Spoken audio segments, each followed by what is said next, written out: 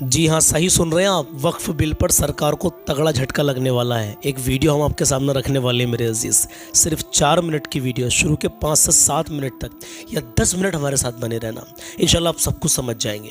पहला आप वीडियो देखिए। इस वीडियो को दिखाने के बाद मैं मुफ्ती सलमान अजहरी साहब का एक बयान आपको सुनवाने वाला हूँ जो फ़लस्तीन के लिए है मेरे अजीज़ों। अगर फ़लस्तीन के उन मजलूमों से मोहब्बत करते हैं तो उनका बयान शुरू के 10 मिनट उनका बयान भी सुन के जाना। आज हम शॉर्ट वीडियो देख के घंटों घंटों गुजार देते हैं और हम 30 से 35 मिनट की वीडियो बना लेते हैं ना, कोई पैगाम आवाम को देने की कोशिश करते हैं, उनके दिलों में बात उतारने की कोशिश करते हैं, तो वो वीडियो लोगों को लंबा लगता है। फिलहाल वक्फ बिल को लेकर के ये हमारे एक बेहतरीन जानदार शानदार पत्रकार हैं, ईमानदार पत्रकार हैं। इन्होंने क्या बताया है आप पहले इनकी बात सुनिए और बाद में मुफ्ती सलमान अजहरी साहब का भी पैगाम ज़रूर सुन के जाना जो फ़लस्तीन के मजलूम मुसलमानों के लिए मेरे अजीज़ों आपके लिए उन्होंने पैगाम दिया है। मेरे अजीज़, आज 20 अप्रैल हर चांद की 21 तारीख है। पहला आप वीडियो देखिए, उसके बाद अल्लाह के नबी सल्लल्लाहु अलैहि वसल्लम का फरमान बताएंगे और मुफ्ती सलमान अजहरी साहब का बयान आपको सुनवाएंगे और एक कलाम भी आज ज़रूर पढ़ेंगे इंशाल्लाह। थोड़ी बहुत आवाज़ खुलने लगी है तो 2-3 शेर ज़रूर पढ़ूंगा इंशाल्लाह। पहला वक्फ बिल को लेकर के क्या झटका लगा है सरकार को, सर अपनी आंखों से देख लीजिए। शायद ये वीडियो 1-2 दिन पहले की है लेकिन बात बड़े काम की है, सुनिए। वक्फ काउंसिल में हिंदू सदस्य हो सकते हैं, लेकिन क्या आप हिंदू बोर्ड में किसी मुसलमान को सदस्य बनने देंगे? पॉइंट की बात। सुप्रीम कोर्ट ने सीधा सीधा सवाल पूछ दिया सरकार से। आज सुप्रीम कोर्ट में वक्फ कानून को चुनौती देने वाली याचिकाओं पर सुनवाई हो रही थी, जिसे करीब 72 सांसदों, नागरिकों, व्यक्तियों और संगठनों ने दायर किया है। अच्छा। कोर्ट ने कहा कि जब कानून पास होता है तो एडमिशन के स्तर पर कोर्ट कानून पर रोक नहीं लगाता, लेकिन सुप्रीम कोर्ट ने आज वक्फ कानून की सुनवाई के दौरान सरकार से कानूनी आधार पर जो प्रश्न पूछे हैं, लगा नहीं कि सरकार के पास कोई संतोषजनक जवाब था।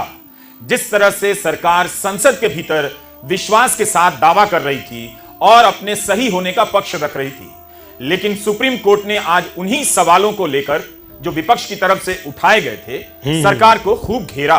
केंद्रीय वक्फ काउंसिल में हिंदू सदस्यों को लेकर chief justice Sanjeev Khanna, justice PV Sanjay Kumar और जस्टिस केवी विश्वनाथन ने सवाल पूछे।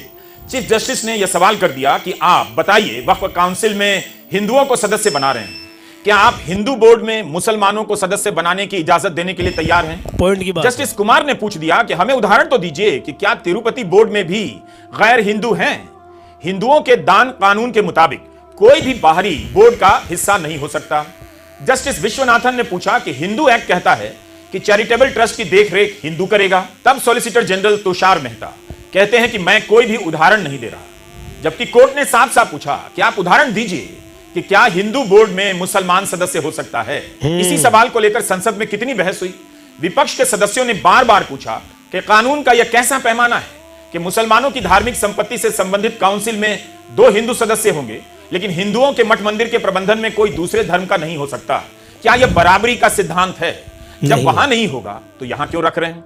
सत्ता पक्ष से दलील दी जाती रही कि वक्फ कर देने के बाद संपत्ति धार्मिक नहीं रह जाती, वक्फ का मामला संपत्ति का है, धार्मिक नहीं है। नहीं, ऐसा नहीं। ये कहते रहे, जबकि विपक्ष कहता रहा कि यह धार्मिक मामला है। जिस तरह से कानून हिंदुओं के धार्मिक मामले में होने चाहिए, वैसा ही कानून मुसलमानों के धार्मिक मामले में होनी चाहिए। तो सरकार की तरफ से कहा जाता रहा कि वक्फ का मामला धार्मिक नहीं है। कपिल सिब्बल ने कहा कि वक्फ कानून संविधान के अनुच्छेद 26 का उल्लंघन करता है। यह अनुच्छेद हर धार्मिक समुदाय को अपने धार्मिक मामलों का प्रबंधन करने की स्वतंत्रता देता है। तब सरकार कैसे तय कर सकती है कि वक्फ केवल वही कर सकता है जो पिछले 5 साल से इस्लाम का पालन कर रहा है?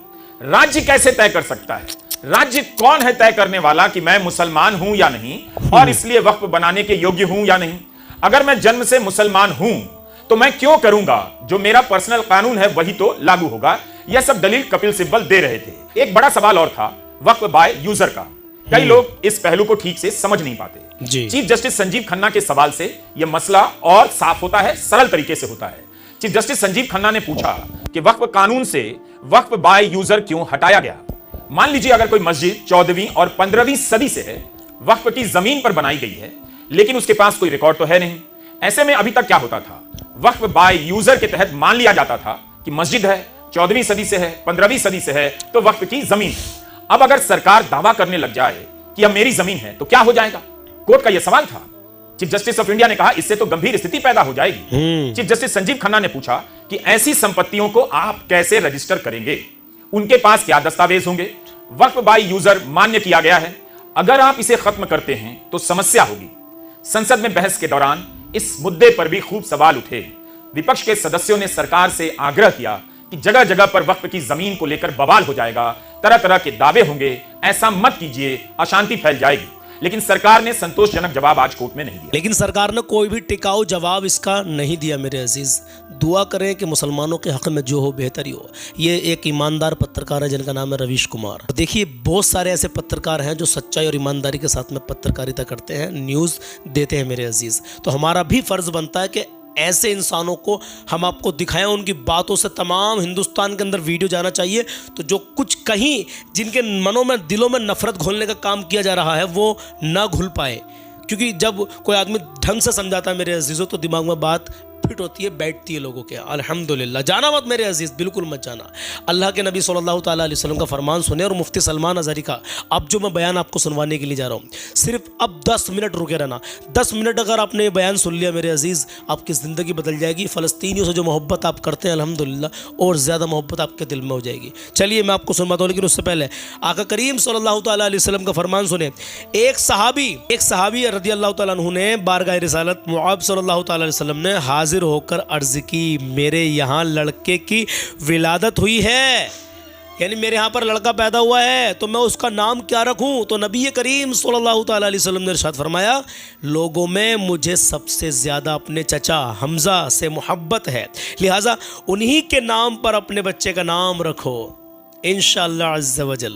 देखिए, मेरे पास 2 बच्चे हैं, ध्यान से सुनना। एक बेटी माहिनूर माशाअल्लाह, दूसरा बेटा असद रज़ा नूरी माशाअल्लाह। तो अगर अब मुझे अल्लाह रब्बुल इज़्ज़त बेटा अगर देगा, तो मैं उसका नाम इंशाअल्लाह अज़्ज़ वजल अब अपने प्यारे आका करीम सल्लल्लाहु ताला अलैहि वसल्लम के जो चचा जान हैं, जिनका नाम हमज़ा है, मैं उन्हीं के नाम पर अपने बेटे का नाम रखूँगा। और बेटी हुई अल्हम्दुलिल्लाह, तो इंशाअल्लाह ताला वक्त पर देखा जाएगा। लेकिन हम जो अपने बच्चों के नाम रखते हैं मेरे अजीज़, ऐसे नाम हो कि नामों की निस्बत की बरकत से भी बख्शिश हो जाती है मेरे अजीज़। चलिए मुफ्ती सलमान अज़हरी साहब का ये बयान सुनिए, जाना मत मेरे अजीज़। फिर कह रहा हूँ कि शॉर्ट वीडियो देखते रहते हैं, 1-1 घंटा ऐसे गुजार देते हैं, और कुछ लोगों को हमारी वीडियो लंबी लगती है। इसलिए इस मैटर को मैं आपके सामने बार बार रख रहा हूँ कि मैं कमेंट कुछ लोगों की पढ़ता हूँ। हाँ, तो ये 20, 25, 30 मिनट की, आधे घंटे की, 40 मिनट की वीडियो आपको लंबी नहीं लगनी चाहिए। अजीज़, उन फ़लस्तीन के मज़लूम मुसलमानों के हक़ में आप दुआ करते रहें। और मुफ्ती साहब ने क्या पैगाम दिया आपको फ़लस्तीनियों की तरफ से मेरे अजीज़, ज़रा एक बार सुन लीजिए। आज दूर दराज बैठे हुए लोग ये समझते हैं कि फ़लस्तीन में जो कुछ भी चल रहा है वो उनका इलाकाई झगड़ा है, उनके बॉर्डर का मसला होगा, जैसे हमारे लिए कश्मीर का मसला बनता है। ऐसा नहीं है मेरे अजीज़ों, ये बहुत पुरानी तारीख़ है। बैतुल मुक़द्दस जो खित्ता है, जिसको मस्जिद अक़सा कहा गया कुरान पाक में, जी, जहाँ से रसूल करीम सल्लल्लाहु ताला अलैहि वसल्लम की मेराज हुई, जिसका जिक्र साफ कुरान पाक में है, सुब्हानल्लज़ी असरा बिअब्दिही लैलन मिनल मस्जिदिल हराम इलल मस्जिदिल अक़सा। पाक है वो ज़ात जिसने अपने बंदे ख़ास को एक रात मस्जिद हरम से, जो मक्का में, मस्जिद अक़सा तक का सफ़र कराया। मस्जिद अक़सा क्या है? कुरान कहता है अल्लज़ी बारकना हौलहू, जिसके इर्द गिर्द हमने बरकत रखी है, जिसके इर्द गिर्द बरकतें रखी गई हैं। तो मस्जिद अक़सा ये कल परसों वाली, साल 2 साल पहले वाली या 100-200 साल पहले वाली मस्जिद का नाम नहीं है। ये इतनी पुरानी है जिसकी तारीख़ तकरीबन 4000 साल पहले की है। सैयदना इब्राहीम अलैहिस्सलातु तस्लीम के ज़माने से ये आबाद इलाका, और 1-2 नहीं, हज़ारों अंबिया इकराम अलैहिमुस्सलाम का वो क़िबला रहा, और ख़ुद मुसलमानों का भी क़िबला अव्वल वही था। पहले उसी की तरफ मुँह करके नमाज अदा किया जाता। और नबी पाक सल्लल्लाहु ताला अलैहि वसल्लम जब मदीना तैयबा हिजरत फरमा कर आए, तो आप अंदाज़ा कीजिए कि बिअसत के 13 साल के बाद, यानी हुजूर के ऐलान नबुव्वत के 13 साल के बाद हुजूर पाक सल्लल्लाहु ताला अलैहि वसल्लम ने हिजरत फरमाई। मक्का के 13 साल, और फिर मदीना जाने के बाद वहाँ 17 महीने, तकरीबन 1.5 साल बैतुल मुक़द्दस की तरफ मुँह करके ही नमाज पढ़ी जाती थी, बैतुल मुक़द्दस की तरफ रुख करके ही इबादत होती। और 17 महीने के बाद फिर वो हुक्म आया, वो भी मेरे मुस्तफ़ा करीम सल्लल्लाहु अलैहि वसल्लम की ख्वाहिश पर, कि आप ज़ोहर की नमाज अदा कर रहे थे और आपके दिल में ये ख्याल आया कि हमारा क़िबला बैतुल मुक़द्दस की बजाय खाने काबा होता तो अच्छा होता। रब तबारक व तआला की बारगाह में वो ख्वाहिश करते हुए आसमान की तरफ नमाज की हालत में हुजूर देख रहे थे, चेहरा आसमान की तरफ उठा रहे थे। 2 रकात हो चुकी थी, तब अल्लाह ताला ने कुरान की आयत नाजिल फरमाई नमाज की हालत में, क़द नरा तक़ल्लुब वजहिक फ़िस समा फ़लनुवल्लियन्नका क़िबलतन तर्दाहा। ऐ महबूब, हम आपका चेहरा उठाना देख रहे हैं आसमान की तरफ, और अनकरीब आपको उसी तरफ फेर देंगे जहां आपकी रजा है, आपकी जिसमें खुशी है। और फिर फौरन आयत भी नाजिल हो गई, फ़वल्ली वजहक शतरल मस्जिदिल हराम। देर किस बात की महबूब, अभी आप अपना चेहरा खाने काबा की तरफ फरमा लें। बैतुल मुक़द्दस सामने है तो खाने काबा बिल्कुल अपोजिट में। हुजूर अकरम सल्लल्लाहु अलैहि वसल्लम 2 रकात के बाद नमाज की हालत में ही घूम गए اور اس کے بعد باقی کی 2 رکعت خانہ کعبہ کی طرف منہ کر کے پڑھائی. تو قبلہ تو جو بدلا وہ نبی پاک صلی اللہ علیہ وسلم کے زمانے میں 17 مہینے نماز مدینے میں پڑھنے کے بعد، لیکن اس سے پہلے بیت المقدس قبلہ اول رہا. بیت المقدس انبیاء اکرام کا مسکن ہے. تقریباً 30,000 کے قریب انبیاء اکرام علیہ السلام اس کے ارد گرد ہیں اللہ. بیت المقدس کے. اور وہ اس کو قرآن پاک نے ارض مقدس کہا ہے. ارض مقدس بھی قرآن پاک میں اس کا ذکر ہے. مسئلہ یہ ہے کہ وہاں پر دنیا کے 3 بڑے پرانے جو ادیان ہیں ان کا وہ محور و مرکز بنتا چلا جاتا ہے. یہودیت، عیسائیت اور مسلمانوں کے لیے سب کے لیے وہ مقدس ہے، محترم ہے، متبرک ہے. یہودی بھی اس کو مقدس مانتے، ان کا بھی قبلہ رہا، اور عیسائی بھی اس کو اپنا مقدس اور محترم عبادت گاہ کے طور پر دیکھتے ہیں، اس لیے کہ عیسیٰ علیہ السلام کی ولادت بھی وہاں قریب میں ہوئی بیت لحم میں، اور عیسائیوں کے لیے بھی وہ ایک مرکز کی حیثیت رکھتا ہے. اور یہ آسمانی مذاہب میں ایمان والے مسلمانوں کے لیے بھی وہ مقدس و متبرک ہے. اس کی وجہ چاہے جو بھی ہو، قرآن پاک میں اس کا ذکر ہے، اور نبی پاک صلی اللہ علیہ وسلم نے وہاں سے معراج فرمائی، معراج کا سفر شروع فرمایا. تو اس اعتبار سے 3 بڑے ادیان جو دنیا کے ہیں ان میں یہ اختلاف کا مسئلہ آج سے نہیں رہا، برسوں سے رہا. چلیں اگر آج کوئی ہم پر یہ الزام لگاتا ہے یہ کہ مسلمانوں کا اور یہودیوں کا مسئلہ ہے، تو میرے عزیزوں، فلسطین میں مسلمانوں کے آنے سے پہلے کی اگر تاریخ آپ پڑھیں گے تو یہودیوں اور عیسائیوں میں کئی جنگیں وہاں پر ہوئی، کئی جنگیں بیت المقدس کو لے کر کے. بیت المقدس میں پہلے یہودیوں کا غلبہ تھا، تو عیسائیوں کا بادشاہ ٹائٹس اور ہرکیولس، یہ سب بادشاہوں کے جو نام ہے آپ تاریخ میں پڑھیں، یہ حضور پاک صلی اللہ تعالیٰ علیہ وسلم کی آمد سے پہلے والے. انہوں نے طاقت حاصل کی، غلبہ حاصل کیا. تو ٹائٹس جو بادشاہ تھا عیسائیوں کا، اس نے اتنا قتل عام کیا تھا یہودیوں کا، اتنا قتل عام کہ پورے فلسطین کی زمین خون سے بہہ رہی تھی اس زمانے میں. اور پھر جب یہودیوں کا غلبہ آیا تھا تو یہودیوں نے عیسائیوں کا قتل عام کیا تھا، کسی کو چھوڑا نہیں تھا. تو بیت المقدس کے حصول کے لیے، اس پر غلبہ حاصل کرنے کے لیے جنگیں برسوں سے چلی، بہت برسوں سے. پھر جب وہ دور آیا، حضور پاک صلی اللہ تعالیٰ علیہ وسلم نے اعلان نبوت فرمایا، اسلام پوری دنیا میں پھیلنے لگا. پھر بھی حضور اکرم صلی اللہ علیہ وسلم کی زندگی پاک میں بیت المقدس پر، مسجد اقصیٰ پر مومنین کا یا مسلمانوں کا وہ غلبہ نہیں تھا. زمانہ بیت گیا، حضرت عمر فاروق رضی اللہ تعالیٰ عنہ کا زمانہ آیا.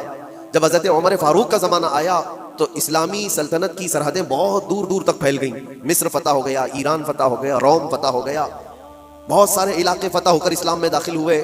تو ایک محاذ فلسطین فتح کرنے کے لیے بھی حضرت عمر فاروق کے زمانے میں بھیجا گیا، جس میں حضرت ابو عبیدہ بن جراح رضی اللہ تعالیٰ عنہ بھی موجود تھے.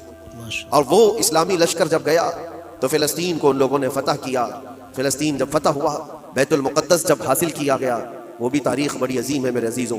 وہاں اس وقت عیسائیوں کا غلبہ تھا، یہودیوں کو نکال کر پھینک دیا گیا، مار دیا گیا، جیسے بھی ان کے ہر بار ہوتے تھے. جب ان کا غلبہ آیا تو ان کو مارے، ان کا غلبہ آیا تو ان کو مارے، یہ جنگیں چلتی تھی.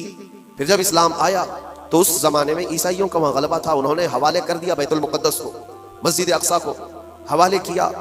تو یہ بہت بڑی خوشی کی بات تھی. تو اس وقت وہاں موجود صحابہ نے حضرت عمر فاروق رضی اللہ تعالیٰ عنہ کو خط لکھا کہ آپ تشریف لائیں کہ بیت المقدس فتح ہو چکا ہے. اور یہ مسلمانوں کے لیے ایک بہت بڑی بشارت تھی، بہت بڑی عظیم خوشخبری تھی. اور سب انتظار میں تھے کہ امیر المومنین آئیں گے تو ان کے ذریعے سے یہاں پر نماز ادا کی جائے گی. حضرت عمر نے خبر پاتے ہی سفر شروع فرمایا تھا، لیکن وہ کس حال میں سفر کیا تاریخ میں موجود ہے. وقت کا امیر المومنین جس نے محاذ پہ محاذ چھیڑ رکھے تھے اور بڑی بڑی سلطنتوں کو زیر کر دیا تھا، لیکن بیت المقدس کے فتح ہونے کی خبر پا کر جب جانا تھا تو بہت لاؤ لشکر لے کر کے نہیں نکلے، اپنے ایک غلام اور ایک گھوڑے کے ساتھ نکلے تھے مدینہ طیبہ سے. اور وہ بھی اس حال میں نکلے تھے کہ غلام سے طے کر لیا تھا کہ 1 میل میں اس پر بیٹھوں گا، تو چلے گا، اور 1 میل تو بیٹھے گا اور میں اس رسی پکڑ کر چلوں گا. یہ دونوں میں طے ہو چکا تھا. اس طرح سے امیر المومنین سفر کرتے ہوئے فلسطین پہنچے تھے، بیت المقدس پہنچے تھے. حضرت عمر فاروق رضی اللہ تعالیٰ عنہ، یہ باتیں آج اس لیے بتا رہا ہوں کہ جنہوں نے خون کا بازار گرم کر رکھا ہے اور جو ہم پر یہ الزامات ہیں کہ تلوار کے زور پر علاقے حاصل کیے، تو حضرت عمر کی یہ سیرت بھی بتاؤ، یہ تاریخ بھی بتاؤ کہ فاتح قوم کس طرح سے جاتی ہے، اکڑ کر، لوگوں کو پکڑ کر نہیں. حضرت عمر جب بیت المقدس کے فتح کے بعد فلسطین آ رہے تھے، خبر مشہور ہو گئی، عیسائی بھی مسلمان بھی جو وہاں موجود تھے سب لوگ امیر المومنین کو دیکھنے کے لیے باہر نکلے تھے. اتفاق ایسا تھا کہ فلسطین جب قریب تھا تو سواری پر بیٹھنے کی باری غلام کی تھی، حضرت عمر کی باری رسی پکڑنے کی تھی.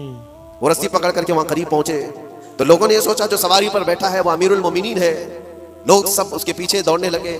تو وہاں موجود صحابی رسول حضرت ابو عبیدہ نے کہا، اے لوگوں، तुम गलत फहमी में हो, सवारी पर बैठा हुआ अमीरुल मोमिनीन नहीं, घोड़े की रस्सी पकड़ा हुआ वो अमीरुल मोमिनीन, सुभान अल्लाह, वो तो गुलाम है उनका। क्या बात। लोगों ने पूछा ऐसा कैसे हो सकता है, तुम्हारा इतना बड़ा अजीम बादशाह, इतना बड़ा सुल्तान, वो रस्सी पकड़ कर चल रहा हो, कोई गुलाम बैठा हो? कहा यही तो इस्लाम का आदल है, फारूक आजम का आदल है।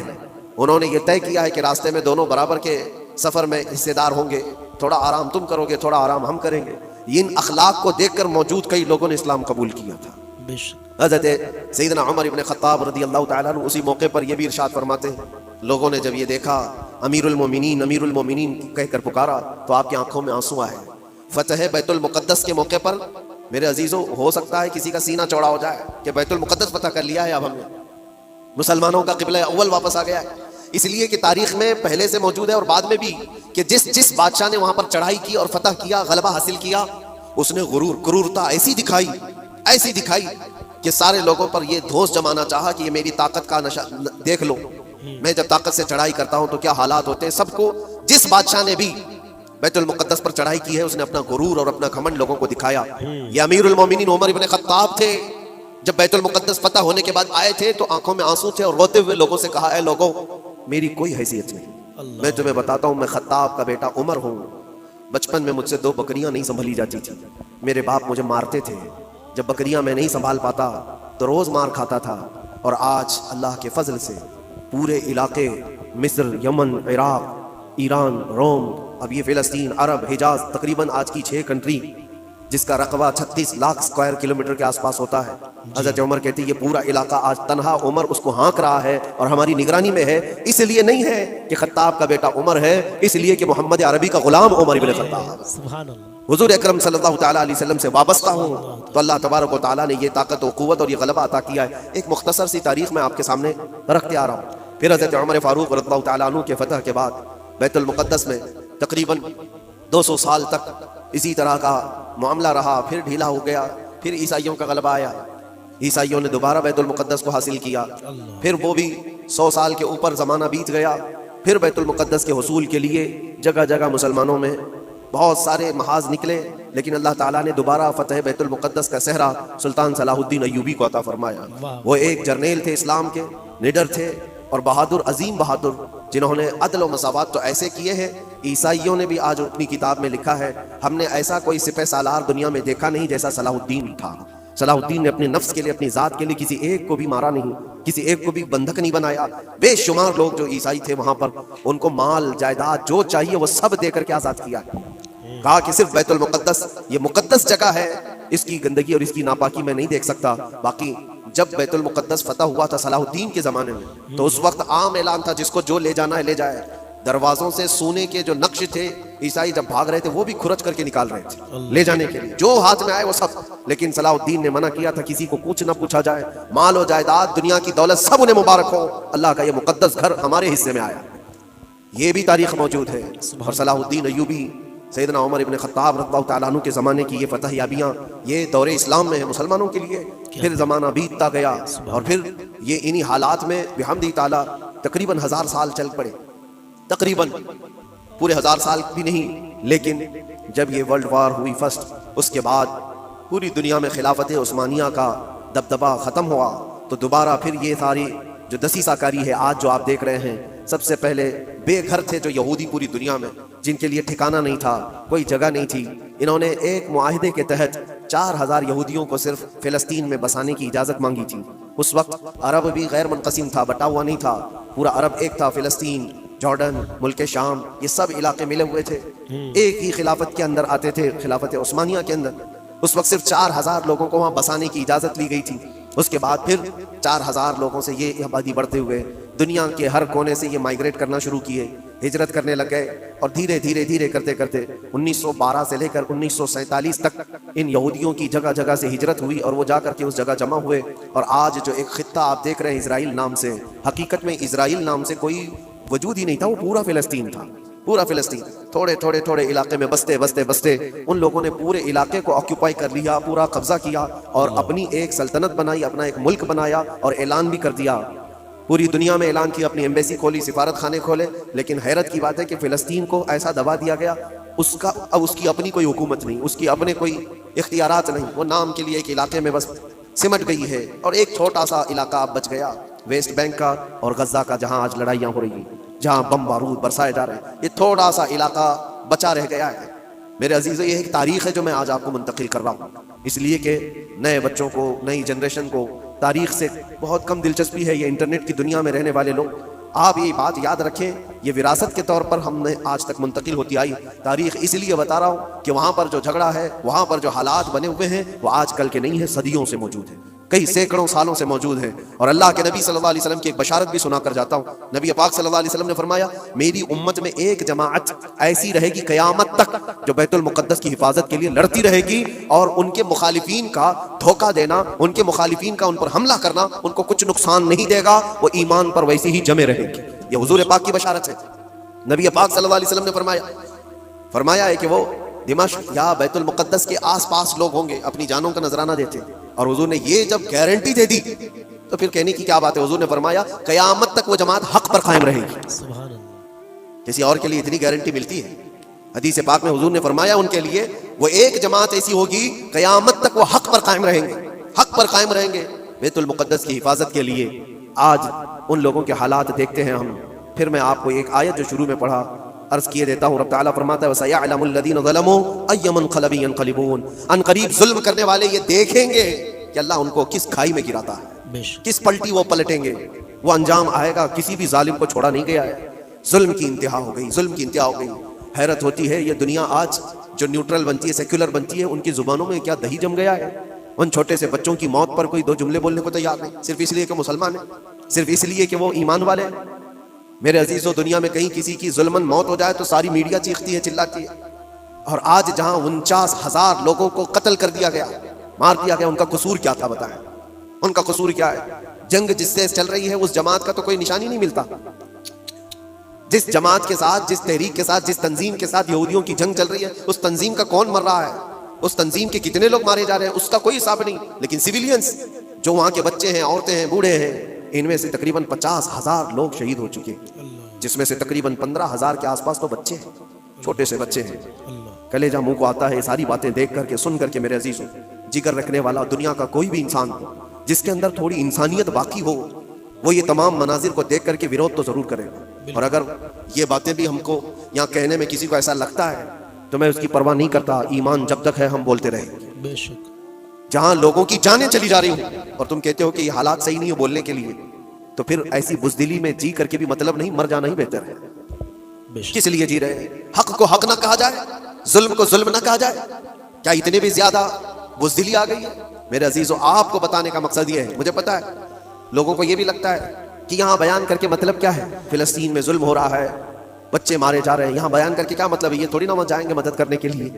لیکن میرے عزیزو, فزیکلی آپ جا تو نہیں سکتے, لیکن اس سے بہت ساری عبرتیں, بہت سارے سبق تم سیکھ سکتے ہو.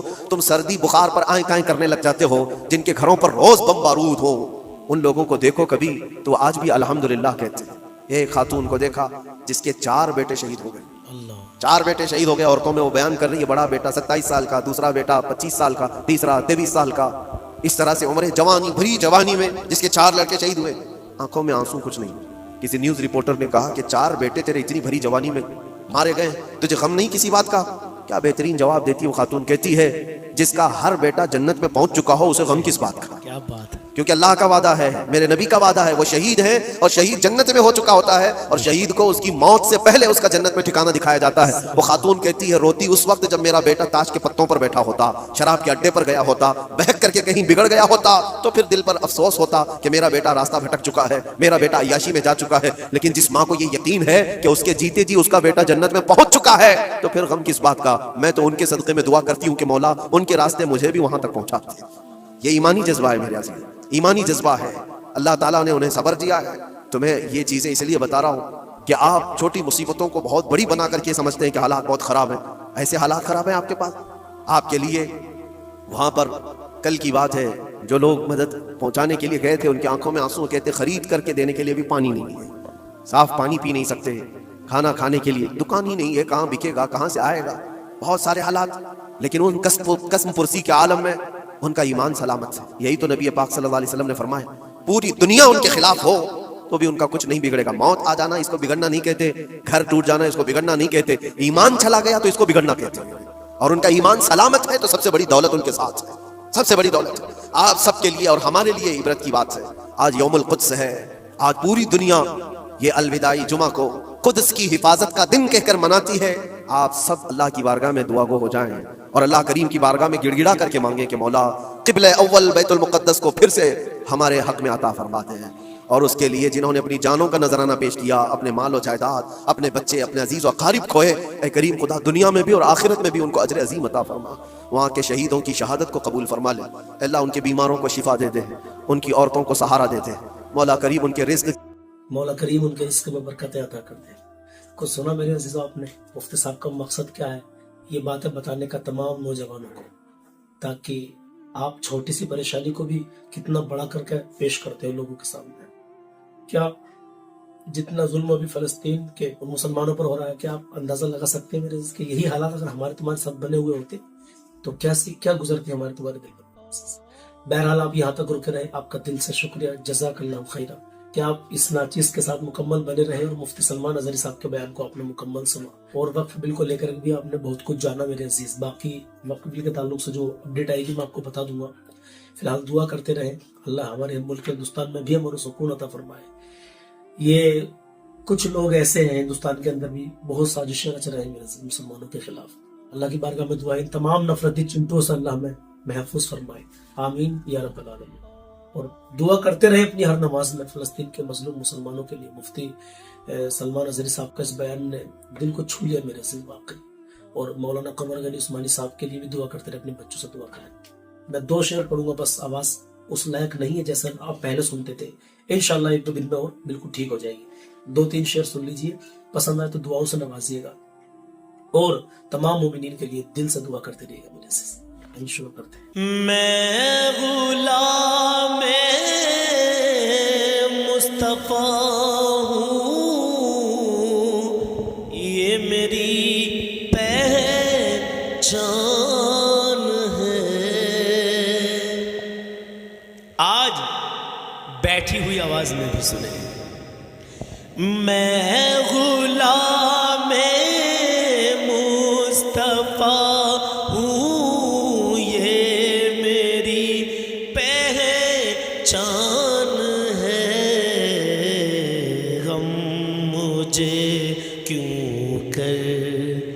ستائے آپ کے ہوتے ہوئے، حال دل کس کو سنائے، آپ کے ہوتے ہوئے کیوں کسی کے در پہ جائے،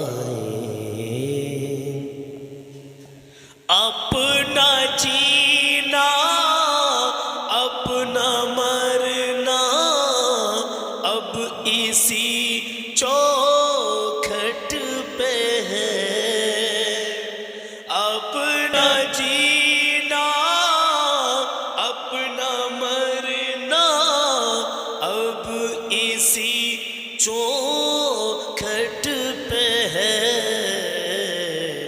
ہم کہاں سرکار جائے، آپ کے ہوتے ہوئے حال دل کس کو سنائے، آپ کے ہوتے ہوئے۔